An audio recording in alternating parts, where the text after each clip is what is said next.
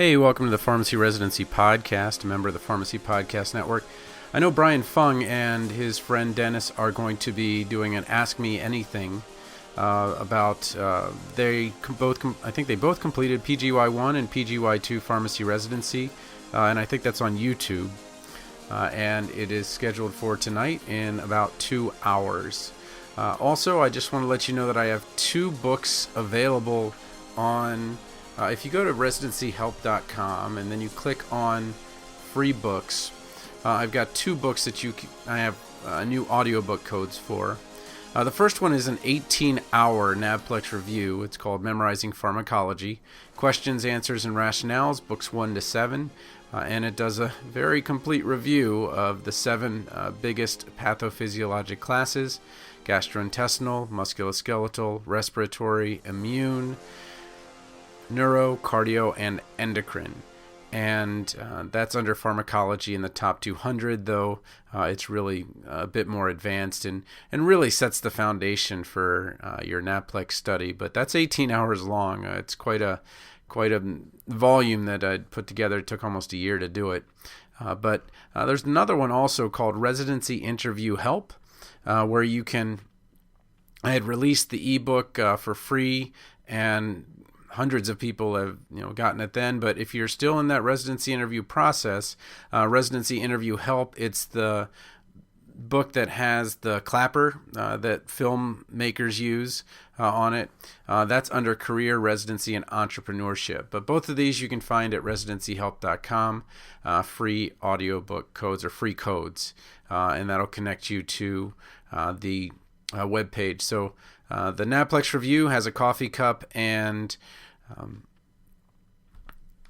earbuds and a notebook and a pencil on the cover, and then the Residency Interview Help again has that film clapper that's going to start the scene. What I wanted to talk to you about today, before I kind of ship out for the weekend, is a little bit about what's going on with residency now that we're in February. So we're mid-March is when you're going to find out whether or not you got the match or whether you matched. And we're kind of in a real holding pattern, waiting zone. And around 1,400 people so far have been rejected, whether by email or not at all. Many have gotten rejections, and others just have heard nothing. And they're not, unfortunately, going to get interviews. The devastation comes really in mid-March when 2,600 more people, more students that you're graduating, are going to get the news that no, unfortunately, they didn't match. And it becomes this... I don't want to use the word scramble because that's actually another thing, but it becomes a very, very difficult and time-constrained situation where residencies will get literally hundreds of applications in the first few hours. So I'll keep you up to date as we go there, but what I want to talk about is, what do you do now? What do you do if this does happen? What do you do in terms of a job? And for those of you that have been looking for jobs, you've found the hard way that there's just not a lot out there. And the first thing that people tell you is, well, you have to expand your search. And I know that many of you chose the School of Pharmacy you're in because of where it is. And we have a completely different situation where before, people might travel quite far for residency. They would make application to 8 to 10 schools, and this is a decade ago, and they would be willing to move. Now, many people weren't willing to move. They got their first choice because the acceptance rate at pharmacy schools is now 83.9% or 82.9%. It's in the low to mid 80s. And that means that if they wanted something near their home, they got it. But the thing is that that doesn't apply to residency, and it doesn't apply to work. So while it would be nice to be able to live and go get a job where you went to pharmacy school, the problem is actually the pharmacy school, and that it's right there, and many people want to have a job right there. So the first kind of step is, all right, well, let me see what's out there if I have to move.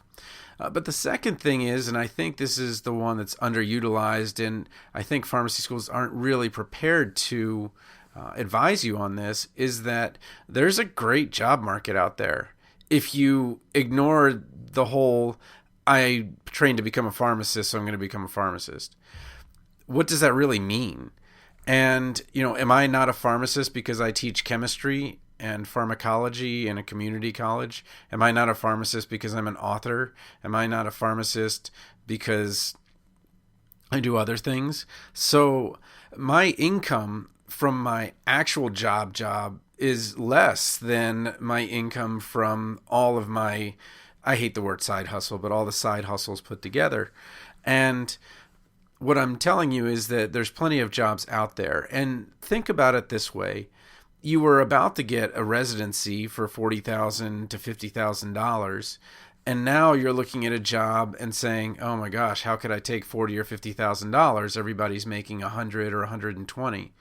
Well, let's look at that actually. First of all, most are getting 32-hour positions, and the salaries are around $40 to $45 an hour, so you're only talking about $65,000 to $75,000 a year. So the gap isn't that big. Second, when you get that job, that's your ceiling. There are no raises anymore, at least not in many of the community positions that are out there right now.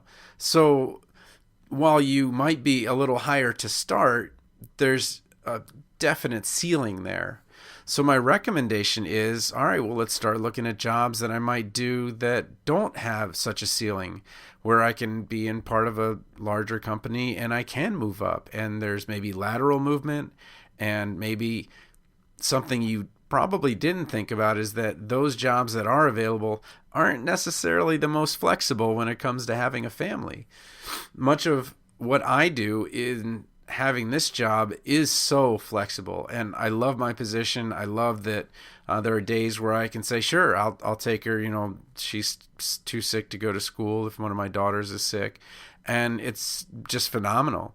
So yes, I understand there was an expectation that you should get a pharmacy job if you went to pharmacy school, but I'm telling you, it's just not the way, because even when I was looking at letters of intent, they were all applying to the same academic medical centers with the same kind of small group that, maybe 5 to 10 people that they'll accept out of a couple hundred applications. And so what I'm saying is, if you want to stay